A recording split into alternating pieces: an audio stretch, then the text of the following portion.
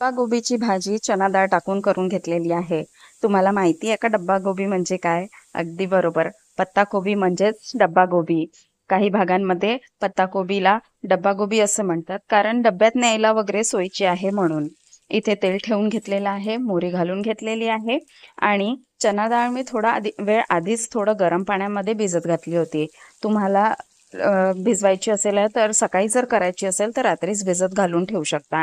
इथे तेलामध्ये मी कांदा आणि मिरची घालून घेतलेली आहे. तुम्हाला नैवेद्याला वगैरे करायची असेल तर इथे कांदा स्किप करू शकता.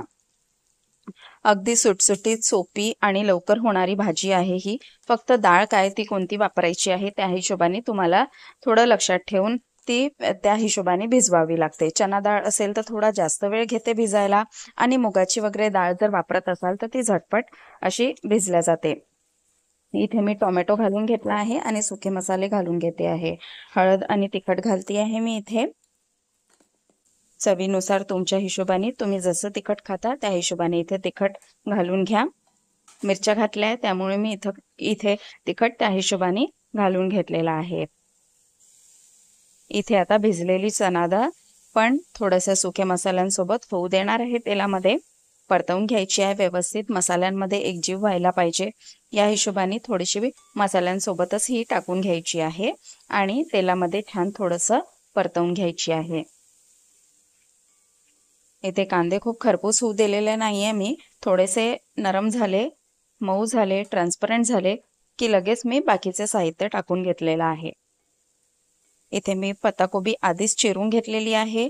तुम्ही बारीक, लांब, छोटी छोटी तुम्हाला जशी आवडते त्या हिशोबाने चिरून घेऊ शकता. मी इथे थोडीशी लांब लांब अशीच चिरून घेतलेली आहे, म्हणजे पत्ताकोबीची भाजी आहे हे लक्षात यायला पाहिजे. बघा, इथे लांब लांब अशी व्यवस्थित चिरून घेतलेली आहे आणि आता इथे डाळ थोडीशी व्यवस्थित तेलात मिक्स झाल्यानंतर इथे आपल्याला भाजी घालून घ्यायची आहे. बघा, भाजी भरपूर दिसत आहे पण शिजल्यानंतर ती अगदी अर्धा कढईत झालेली आहे. त्या हिशोबाने थोडीशी मोठीच कढई इथे वापरायची आहे. भरपूर प्रमाणात पाणी असते या भाजीला, तर भरपूर पाणी सुटतं. मीठ टाकल्यानंतर तर बरंच पाणी सुटतं याला. भरपूर प्रमाणात कार्बोहायड्रेट्स असतात याच्यात, त्याच्यामुळे जर वेट लॉस वगैरे करायचे असेल तर फायबर्स वगैरे भरपूर असतं याच्यात.